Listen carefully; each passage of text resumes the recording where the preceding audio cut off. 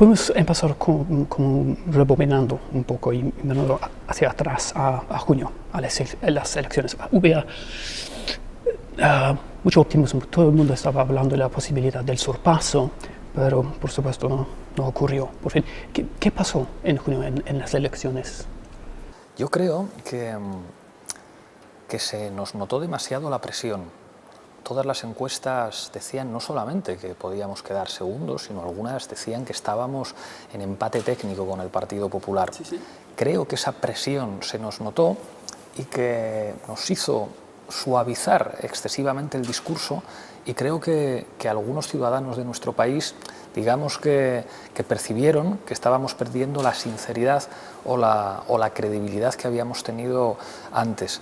Para mí fue una campaña muy importante porque me hizo darme cuenta de que la credibilidad, la sinceridad, el ser claros diciendo las cosas es fundamental.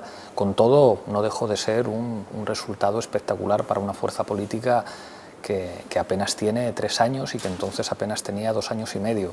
Pasar de no existir a tener 5 millones de votos, a ser primera fuerza política en Cataluña, primera fuerza política en el País Vasco, segunda fuerza política en Madrid, pues bueno, es un avance impresionante. Y por supuesto había el trato con Izquierda Unida. Eso fue un error porque dos cosas estaban pasando. Tú ya has dicho que de repente el mensaje se había suavizado demasiado, de repente el partido se había acercado demasiado al centro, pero a la vez estaban básicamente en una coalición con Izquierda Unida. ¿Qué pasó con eso? Yo creo que si no hubiéramos ido en coalición el resultado hubiera sido mucho peor, y no solamente lo creo yo, todos los estudios demoscópicos que se han hecho después apuntan en la misma dirección. Creo que fue un acierto hacer en el conjunto de España lo que ya habíamos hecho en Cataluña, en Galicia y en cierta medida en la Comunidad Valenciana. Ser una fuerza política con capacidad para unir electoralmente a otras fuerzas políticas del cambio. Creo que es histórico que haya un espacio político liderado por Podemos, pero con otras organizaciones políticas distintas, porque creo que todo suma para el cambio. Creo que el hecho de que nosotros gobernemos en los ayuntamientos más importantes de España es gracias a que fuimos capaces de unirnos a otras fuerzas, y creo que si no lo hubiéramos hecho el resultado hubiera sido peor. Izquierda Unida es algo distinto a Podemos, somos formaciones políticas diferentes, probablemente apelemos a sectores del electorado distinto, pero creo que es bueno que estemos unidos en una alianza electoral y estratégica. Hemos hablado un poco de esta confusión. Es importante subrayar lo que es hoy Podemos. ¿Qué es Podemos? ¿Qué quiere? ¿Qué defiende? Podemos tiene que ser no solamente una fuerza política que gobierne y que haga oposición en las instituciones, sino que tiene que ser capaz también de articular un movimiento popular. Cuando hablo de un movimiento popular no solamente pienso en movilizaciones, pienso en la necesidad de que nuestra transversalidad nos haga parecernos a España. ¿Qué quiero decir con esto? La transversalidad no es parecerse a los partidos viejos, no es parecerse al PSOE, no es parecerse a Ciudadanos. La transversalidad es parecerse a la gente de tu país. Por eso Podemos tiene que entender que la política está en las instituciones, está en el gobierno, pero también está donde una familia no llega a fin de mes, también está en las asociaciones de padres y madres de un colegio, también está con los estudiantes que no pueden pagar su tasa de matrícula, con los pensionistas a los que no les llega la pensión o tienen que pagar mucho dinero por los medicamentos, o también con los autónomos que no pueden pagar la cuota, o con los pequeños empresarios que tienen que cerrar su negocio porque el banco les está asfixiando. Por eso Podemos tiene que ser una fuerza política y social que trabaje con los movimientos populares y la sociedad civil para poder ganar las próximas elecciones municipales, revalidando los ayuntamientos del cambio y ganando más, para gobernar en comunidades autónomas y para finalmente en 2020 ganar las elecciones al Partido Popular. Y hablando de los socialistas, están pasando un tiempo horrible, ¿no? ¿Y por qué ustedes no se han aprovechado más de la situación, del derribe de Pedro Sánchez, todo lo que está pasando dentro del partido? Es una oportunidad maravillosa para ustedes, ¿no? Al fin y al cabo. Yo creo que en política es malo actuar como aves rapaces, pensar que la situación de debilidad de otro es una oportunidad. Es verdad que el Partido Socialista está en su peor momento histórico, Pero nosotros no tenemos que definir nuestras estrategias en relación al Partido Socialista, porque nosotros no queremos ser el Partido Socialista. Si hay gente que ha votado al Partido Socialista y prefiere votarnos a nosotros, gracias, y eso estará bien, pero nosotros tenemos que ser respetuosos y continuar nuestro camino sin prisa y sin angustia. Ya hemos logrado más de 5 millones de votos, hemos logrado ganar en Cataluña y en Euskadi, avanzamos sobre todo en las grandes ciudades. Generacionalmente somos la fuerza mayoritaria entre los menores de 45 años. De alguna manera representamos el futuro de este país. Entonces creo que cometeríamos un error si tratáramos de volar como aves de rapiña sobre la situación de otro partido que tenemos que respetar, o si nos pudiera la angustia de la necesidad de correr. Creo que ahora tenemos que ir poco a poco, despacio, con respeto, diciendo la verdad de lo que nosotros pensamos y no queriendo sustituir al Partido Socialista, porque nosotros no somos el Partido Socialista, somos otra cosa. Y estoy convencido que si trabajamos sin prisa pero sin pausa, podremos poco a poco ir creciendo a nivel social, ganar las próximas elecciones municipales, ganar las elecciones autonómicas y ganar las elecciones al PP, pero reconociendo que el Partido Socialista en España va a seguir existiendo, va a seguir teniendo una base electoral y ojalá en un futuro cercano prefieran hacer un acuerdo con nosotros que hacer un acuerdo con el Partido Popular. Pero existió esta oportunidad en abril del año pasado, ¿no? Si ustedes hubieran llegado a un acuerdo con los de Sánchez, ya estarían de repente en gobierno. Me hubiera encantado. De hecho, fuimos los que propusimos hacer un gobierno con el Partido Socialista. Era arriesgado, era difícil, pero nosotros estábamos dispuestos. Fue el Partido Socialista quien no quiso, quien asumió el plan de las élites económicas y políticas en España, que diseñaron un plan con varias alternativas, pero que coincidía en todas ellas en excluir a Podemos del gobierno. Esto ya no lo decimos nosotros, lo reconoció Pedro Sánchez en un programa de televisión muy famoso, en Salvados con Jordi Évole, que reconoció entre 5 millones de españoles que le habían dicho que le habían prohibido gobernar con Podemos. Él contó que fue a una reunión con el consejo editorial del diario El País, que ha tenido siempre mucha influencia en el PSOE, y le dijeron: como hagas un acuerdo de gobierno con Podemos, vamos a ir a por ti. Ese era el plan de Felipe González, el plan de Juan Luis Cebrián, el plan de Rubalcaba, y Pedro Sánchez les escuchó y no quiso gobernar con nosotros. Finalmente le cortaron la cabeza, es una expresión metafórica, en su partido, y al final el Partido Socialista entregó el gobierno al Partido Popular. Ojalá en el futuro cambien. ¿Y qué piensas de lo que está haciendo Pedro Sánchez? Es casi como él se ha puesto más como alguien de Podemos, ¿no? Recorriendo todo el país, escuchando a la gente y fijándose mucho en la militancia del partido. Es más algo de Podemos, ¿no? Esta estrategia que algo tradicional del PSOE. Nosotros vamos a ser muy respetuosos con los procesos internos de ese partido, pero en cualquier caso uno es lo que hace, no lo que dice. Y Pedro Sánchez en el pasado prefirió a Ciudadanos y, por desgracia, no se atrevió a hacer un acuerdo con nosotros. Nos vamos a mantener al margen y respetuosos con el proceso interno del Partido Socialista, pero insisto, uno no es lo que dice, uno es lo que hace y lo que ha hecho. Muy bien, muy bien. Y de repente lo que está pasando con el PSOE es una historia más amplia. Estamos viendo este fenómeno por toda Europa, en el Reino Unido también. ¿Qué está pasando con estos partidos de la izquierda? Estamos viendo lo que está pasando con el Labour Party en mi país, con los Liberal Democrats también en mi país, y estamos viendo el mismo fenómeno por toda Europa, ¿no? Absolutamente, me encanta esta pregunta. Yo creo que el Reino Unido es, digamos, ha sido un laboratorio excelente para entender la crisis de la socialdemocracia. Yo creo que Tony Blair fracasó con la idea que construyó con Anthony Giddens de la famosa tercera vía, una idea que compró Gerhard Schroeder en Alemania. Creo que se equivocaron al entender que la socialdemocracia podía convertirse en socialliberalismo y asumir las políticas neoliberales.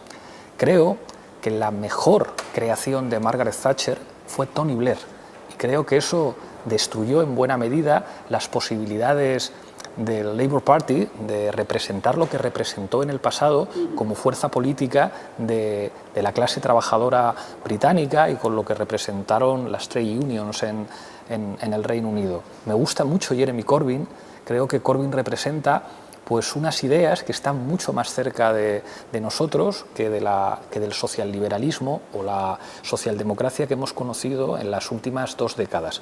Lo mismo ocurre en Francia. Está claro que los socialistas tradicionales en el sentido neoliberal, como por ejemplo François Hollande, no sirven para enfrentarse a alternativas como de extrema derecha como Marine Le Pen. Creo que esa socialdemocracia conservadora que ha apostado por el entendimiento con las fuerzas conservadoras, con los partidos de derecha, no sirve para responder a los desafíos de la crisis de 2007 y 2008 que reveló los límites de la Unión Europea y que hacen falta, digamos, socialistas europeos que sean socialistas de verdad con los que nos podamos entender. Yo me siento muy cómodo con Jeremy Corbyn y me siento muy cómodo con Bernie Sanders. Creo que ahora todo el mundo sabe que quien podía derrotar a Donald Trump en Estados Unidos no era la candidata del establishment, no era Hillary Clinton, hubiera podido ser pues seguramente Bernie Sanders. Necesitamos socialistas así, porque con socialistas así podremos caminar. Ahora en Francia acabamos de ver cómo Benoît Hamon acaba de ganar las primarias en el Partido Socialista, reivindicando ideas parecidas a las nuestras. Bueno, creo que el futuro está de nuestro lado y creo que la vieja idea de socialliberalismo de Tony Blair y de Gerhard Schroeder ha demostrado ser un enorme fracaso. Pero desafortunadamente el problema para Jeremy Corbyn es que él no tiene el apoyo del pueblo, ni de la mitad de su partido. Vamos a ver lo que ocurre, porque creo que nadie esperaba que tuviera un apoyo tan enorme de los militantes del Labour Party. Creo que además se produjo un fenómeno de ilusión política en el que miles de jóvenes británicos se afiliaron al Partido Laborista por la ilusión que despertaba Jeremy Corbyn. Es verdad que las élites de su partido han tratado de enfrentarse a él muchas veces y que tiene una situación en el partido difícil. Y da la impresión de que todavía hay una hegemonía conservadora en el Reino Unido amplia, y yo de eso soy consciente. Pero creo que hay que confiar en la clase trabajadora británica. Seguramente ha producido mucha decepción el Brexit. Nosotros somos la única fuerza política en España que estuvo participando en la campaña del Remain en el Reino Unido. Y allí percibimos que había existido, bueno, pues una izquierda tradicional muy torpe a la hora de entender a la clase trabajadora. Yo leo mucho a Owen Jones, me parece un gran analista, y creo que hay cosas que están cambiando en el Reino Unido. A mí me sorprendió mucho ver cómo votantes laboristas tradicionales en Escocia ahora votan al National Scottish Party. Creo que la clase trabajadora en el Reino Unido va a seguir teniendo un papel político fundamental en el futuro si el nuevo laborismo que representa Jeremy Corbyn y los movimientos sociales son capaces de darle una alternativa creíble. Creo que por desgracia se ha despreciado mucho a la clase trabajadora en el Reino Unido. Hay un libro maravilloso de Owen Jones, Chaps, que creo que lo expresa con muchísima inteligencia. Y a pesar de que el presente sea difícil, yo creo que la clase trabajadora británica tiene mucho que decir para pensar un futuro democrático y progresista también en el Reino Unido. ¿Y crees que este sentido de exclusión de la clase trabajadora en el Reino Unido y en otros países también explica la llegada del populismo de personas como Donald Trump? Absolutamente. Creo que fenómenos como el fenómeno Trump, como el fenómeno de Marine Le Pen en Francia, revelan que hay un tipo de crisis que está en el sustrato social y que puede tener una peligrosísima traducción en términos de extrema derecha, o como en el caso de UKIP, de Nigel Farage en el Reino Unido.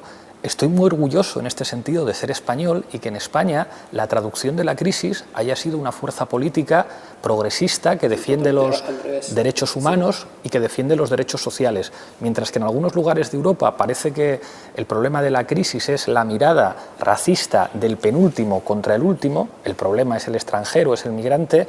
En España la traducción ha sido una mirada desafiante de abajo hacia arriba, de mirar a las oligarquías y decir la democracia es que los más prevalezcan sobre las oligarquías, y eso me hace sentir un enorme orgullo como español de que en mi país la traducción haya sido distinta. Pero creo que debemos ser optimistas, creo que debemos recordar lo mejor del espíritu del antifascismo europeo, que es lo que está sobre la base de la construcción de la Unión Europea. Mucho más importante que las ideas de los padres fundadores, mucho más importante que eso fue el enorme consenso antifascista después de la Segunda Guerra Mundial, que asociaba al progreso al desarrollo de los derechos sociales. Eso que Thatcher trató de destruir en el Reino Unido enfrentándose a los mineros, que eran el sector de la clase trabajadora más fuerte. Ahora tengo la sensación de que Theresa May y Donald Trump puedan repetir ese binomio terrible que representaron Ronald Reagan y Margaret Thatcher. Pero insisto en tener una enorme confianza en la clase trabajadora del Reino Unido. Pero es un poco preocupante, ¿no? Porque estamos hablando de la Segunda Guerra Mundial y el país que encabezó la resistencia al fascismo básicamente fue el Reino Unido, en gran medida, ¿no? Algunos dirían que quizá la Unión Soviética tuvo un esfuerzo militar mayor que el del Reino Unido. Pero bueno, eso ya dejémoslo. Sí, vamos a hablar de Molotov-Ribbentrop y todo eso. O del pacto de Múnich, en el que los británicos entregaron a la República Checa y a la República Española a los nazis, la política de apaciguamiento. Pero existía este sentimiento y el Reino Unido tenía las ganas de enfrentarse al fascismo y todo, pero ahora estamos viendo lo que está pasando con Brexit. Es un país bastante importante que ahora dice ya no queremos nada que ver con ustedes en Europa, ya no. Es desde luego una mala noticia. Y ya le digo que nosotros fuimos la única fuerza política en España que participó directamente en la campaña del Reino Unido apoyando el Remain. Pero creo que hay cosas que están cambiando y que para enfrentarse, digamos, a esas formas de nuevo fascismo, creo que no sirve la vieja socialdemocracia. Creo que hacen falta fuerzas políticas que defienden los derechos humanos y los derechos sociales como la nuestra. Y a pesar de las dificultades, yo creo que hay que trabajar en esa dirección. Es verdad que es inevitable hacer paralelismos con la época de la República de Weimar. Y digamos, el surgimiento de nuevos monstruos produce una enorme preocupación, pero por eso creo que es clave recuperar el espíritu del antifascismo europeo, que fue capaz de unir a los pueblos de Europa frente al fascismo y en la defensa de una democracia asociada a condiciones materiales. Yo creo que la clave del antifascismo europeo después de la Segunda Guerra Mundial, como le decía, tiene que ver con el empoderamiento de los sectores subalternos de la sociedad y con el desarrollo de los derechos sociales. Y creo que esto se expresó también en el Reino Unido con avances sociales sin precedentes que mejoraron el nivel de vida de la clase trabajadora. Podremos a lo mejor discutir de, digamos, cuáles fueron los frentes de batalla fundamentales en la Segunda Guerra Mundial, pero creo que el prestigio del antifascismo fue algo transversal a las sociedades europeas democráticas. ¿Y qué significa el Brexit para España? Creo que el Brexit para España y para Europa significa que la crisis del actual modelo de Unión Europea es evidente. Y creo que eso tiene que ver con una enorme desafección social. Cada vez que se vota en algún país sobre la Unión Europea, el resultado es negativo. Y creo que eso tiene que ver con que pues, la Unión Europea ha dejado de mantener su elemento fundamental de seducción, que era el bienestar. Que en España, en Portugal o en Grecia hubiera tanta ilusión en los años 80 por incorporarse a la Unión Europea tenía que ver con la promesa de prosperidad. Claro, cuando esa promesa de prosperidad termina y da la impresión que el egoísmo, los intereses de cada país, los intereses particulares de Alemania o los intereses particulares del Reino Unido están por encima de cualquier interés colectivo vinculado al bienestar general, creo que el propio proyecto de la Unión está en crisis. La Unión no podrá sobrevivir si sigue teniendo estructuras antidemocráticas como el Banco Central Europeo o como los órganos de poder de la Unión Europea, que tienen una legitimidad democrática dudosa. El único espacio, digamos, con cierta legitimidad democrática de la Unión es el Parlamento Europeo, que tiene enormemente recortadas las competencias legislativas propias de un Parlamento. Pero me imagino que necesitamos una Europa muy fuerte frente a lo que está pasando en los Estados Unidos. Yo soy europeísta con todas las consecuencias. Yo defiendo que frente a la OTAN hay que avanzar hacia un sistema integrado de defensa europea. Yo no soy partidario de que tengan que existir bases del ejército del Estado de Estados Unidos en territorio europeo. Soy favorable a una relación de amistad con los Estados Unidos, pero creo que los europeos deberíamos tener nuestro propio sistema de seguridad y tendría que ser un sistema de seguridad integral. Y aquí soy consciente de que probablemente el Reino Unido entienda que su alianza con Estados Unidos tiene que primar sobre su alianza con los europeos. Esto forma parte de la geopolítica tradicional de los británicos. A mí la geopolítica me entusiasma y conozco las tesis de Sir Harold Mackinder sobre el papel del Reino Unido y las consecuencias que tuvo eso después en la geopolítica norteamericana y en sus relaciones con el Reino Unido.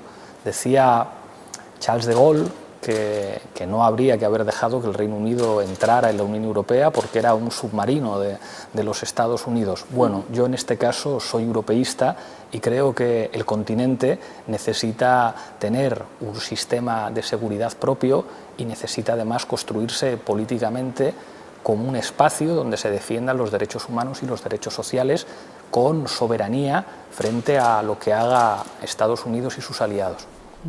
¿Y estás preocupado por Donald Trump, sus políticas? Todos debemos estar preocupados. Creo que es una amenaza para la democracia en su país y para la democracia en todo el mundo. No hablamos solamente de un fanfarrón, hablamos de un fanfarrón con poder político. Está por ver cómo funcionará el sistema de check and balance en los Estados Unidos. Ya hemos visto que hay sentencias de tribunales que están frenando algunas de las medidas de Trump, pero estoy lógicamente preocupado. Lo que está intentando hacer con México es una barbaridad. Ese muro es un ataque al derecho internacional y creo que los países democráticos deberían ser más firmes a la hora de decir que ese no es el camino. Por eso me ha decepcionado enormemente la posición de Theresa May acercándose tanto a Donald Trump. Sí, totalmente. Hay muchos. Bien, y ahora podemos hablar un poco de Cataluña. Tiempos muy interesantes, digamos, allá. Hoy tenemos Artur Mas frente al tribunal. ¿Crees que él debe estar allí hoy ante el tribunal? Creo que no. Creo que habla mal de la democracia española que alguien sea juzgado por colocar urnas. Yo no tengo simpatía por Artur Mas. Su partido es el heredero del puyolismo, que es probablemente una de las expresiones de mayor corrupción en España junto al Partido Popular. Pero me parece grave que en un país en el que la corrupción, tanto la del Partido Popular como la de Convergencia y Unió, ha disfrutado de tanta impunidad, a alguien se le siente en un tribunal por poner urnas. Nuestra posición es clara. Nosotros no queremos que Cataluña se vaya de España, pero defendemos que se produzca un referéndum en Cataluña como se produjo un referéndum en Escocia. Pero están hablando ahora de tener el referéndum en septiembre o de repente más pronto. Y si eso tuviera lugar, ¿ustedes respetarían el resultado o tiene que ser un referéndum de acuerdo con la Constitución, de acuerdo con el Estado? Nosotros no vemos mal que se pongan urnas, pero nosotros defendemos el derecho a decidir en serio. Por lo tanto, el referéndum tiene que tener efectos jurídicos vinculantes y reconocimiento internacional. Si no es así, no podrá expresar la voluntad de los catalanes y las catalanas. Por lo tanto, nosotros defendemos un referéndum que efectivamente tenga efectos jurídicos y que tenga reconocimiento internacional. Esa es nuestra posición, pero no estamos en contra de que la administración catalana ponga urnas, pero defendemos un referéndum en serio. Y hemos visto a Rafael Català hablando del artículo 155, ¿no? Y la posibilidad de suspender el gobierno, y están hablando de controlar los mozos y todo. ¿Qué es eso? A mí me genera alarma. Creo que tenemos un gobierno inmovilista, un gobierno que se ha atrincherado en una especie de búnker. El búnker era una expresión que se utilizaba en España para hablar de los sectores más inmovilistas del franquismo durante la transición. Creo que el gobierno está en una posición bunkerizada, en la que amenazar con utilizar el ejército, amenazar con suspender la autonomía de Cataluña, con tomar el control de la policía autónoma, me parece que eso genera una división mayor entre España y Cataluña, creo que eso produce una enorme tensión en la sociedad catalana y que no ayuda. ¿Y eso era lo que esperabas de Rajoy y de su partido? ¿Él ha cambiado un poco al volver al poder o para nada? Bueno, ellos han sido siempre inmovilistas y siguen en una posición enormemente irresponsable que aleja a Cataluña de España. Por eso nosotros queremos ganarles las elecciones y que España tenga un gobierno que escuche a Cataluña y que aporte soluciones democráticas y no soluciones de fuerza a problemas políticos. Los demócratas debemos buscar fórmulas políticas para solucionar los problemas políticos, no fórmulas de fuerza o fórmulas de amenaza. Y dos últimas preguntas. Lo que ustedes han logrado en los últimos años ha sido muy impresionante. Y a tu juicio, ¿cuál ha sido su éxito, su gran éxito? No me conformo con lo que hemos conseguido. Hemos conseguido mucho, pero nosotros aspiramos a ganar y a gobernar. Me enorgullece que hayamos sido capaces de crecer tanto sin ser como los partidos tradicionales.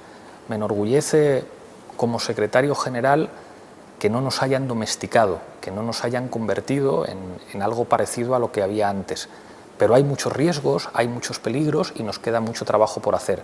Hemos empezado con fuerza, hemos resistido ataques durísimos, pero hemos cometido errores también y todavía queda la tarea más difícil. ¿Y cuál ha sido tu error más grande? Creo que he sido ingenuo a la hora de plantear los debates hacia afuera. Creo que tenemos que aprender a tener ciertos debates donde hay que tenerlos y no enseñar tantos flancos abiertos al adversario. Creo que se nos notó demasiado la presión, y a mí en particular, en las elecciones del 26 de junio, y que dejé de hablar de manera tan clara respecto al pasado, y creo que uno en política tiene que ser siempre muy claro, tiene que decir siempre las cosas como piensa y no se tiene que dejar presionar en ningún caso. Creo que he madurado mucho en estos 3 años y me veo mucho más preparado para ser presidente del gobierno ahora que hace un año. ¿Estás más cómodo con toda esta presión? Me he acostumbrado. Hacer política es ensanchar las espaldas y creo que hay un refrán castellano muy cruel que dice: lo que no te mata te hace más fuerte. Y creo que los golpes que hemos recibido nos han hecho más fuertes y yo lo siento en mi persona. Muy bien. Perfecto. Gracias.